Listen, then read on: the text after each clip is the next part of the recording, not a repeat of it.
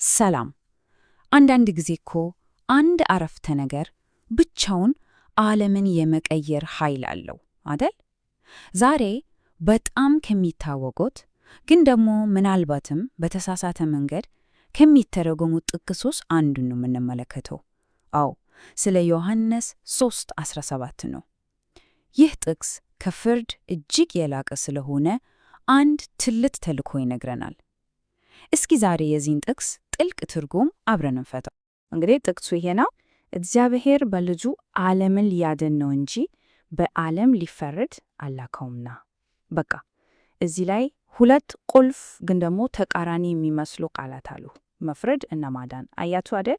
የዛሬው ትንታኔያችን በሙሉ የሚያጠነጥነው በእነዚህ ሁለት ቃላት መካከል ያለውን ልዩነትና እውነተኛው ተልዕኮ ምን እንደሆነ በመረዳት ላይ ነው። እንግዲህ ዋናው ነጥብ ይሄ ነው ማለት ነው። የተልዕኮ ዋና ዓላማ ፍርድ አይደለም፣ ማዳን ነው። ይህ እኮ በጣም ትልቅ ነጥብ ነው። ብዙ ጊዜ ግን ስህተት ግንዛቤ ይኖራል። ስለዚህ እስኪ በሁለቱ መካከል ያለውን መሰረታዊ ልዩነት ትንሽ በደንብ እንየው። እዚህ ጋር ልዩነቱን በጣም ግልጽ አድርጎ ያሳየናል። በግራ በኩል ሊፈርድ የሚለውን ስናይ ምንድን ነው ትኩረቱ? ፍርድ ላይ ነው። ጥፋተኛ ማን ነው ብሎ መለየት ላይ፣ ቅጣት ላይ ነው። በቀኝ በኩል ያለው ሊያድን የሚለው ግን ወይኔ ፍጹም ተቃራኒ ነው። እዚህ ትኩረቱ መፍትሄ መስጠት፣ መታደስ፣ መፈወስ፣ እንደዚህ አይነት ነገሮች ላይ ነው። ስለዚህ ጥቅሱ በቀላሉ ምን እያለን ነው?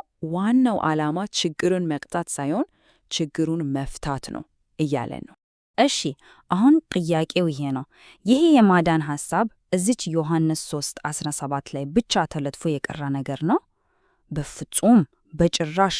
እውነቱን ለመናገር እኮ ይሄ ጥቅስ ከዳር እስከ ዳር የተዘረጋ የአንድ ትልቅ ታሪክ አካል ነው።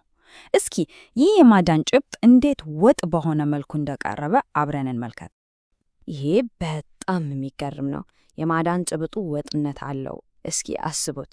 በብሉይ ኪዳን ነቢያት ስለሚመጣው አዳኝና ስለ ተሐድሶ ዘመን ተስፋ ይሰጣሉ። በአዲስ ኪዳን ስመጣ ደግሞ ኢየሱስ ሥራዎች በሙሉ ፈውሱ፣ ይቅርታው፣ ሰዎችን ማቅፉ፣ ያ ሁሉ የድሮ ተስፋ ሲፈጸም ነው የምናየው። ስለዚህ ከብሉይ እስከ አዲስ ኪዳን ያለው መልእክት አንድ ወጥ ነው። እሱም ምንድን ነው?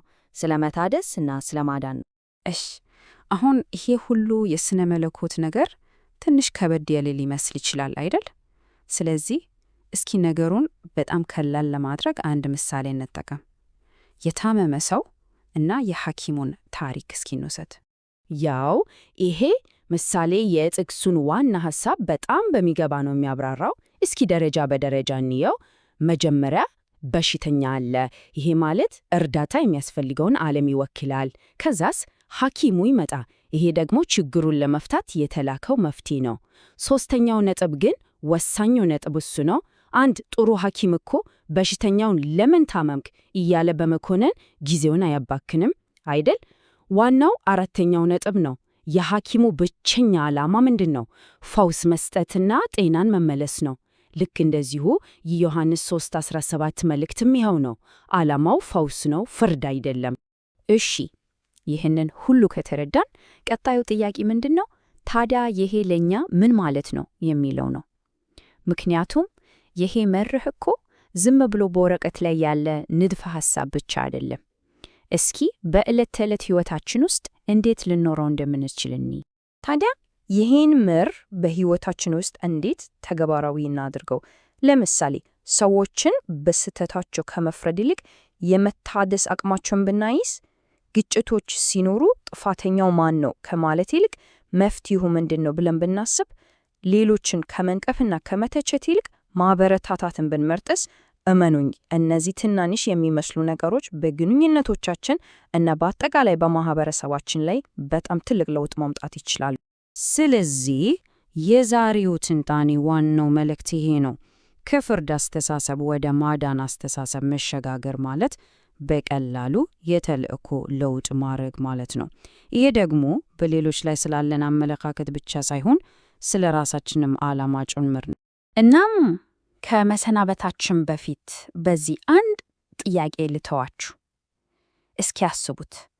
በግል ሕይወታችን፣ በስራ ቦታችን፣ በአጠቃላይ በዓለማችን ከመፍረድ ይልቅ በመፈወስ ላይ ብናተኩር ምን አይነት ለውጥ ይመጣ ይመስላችኋል?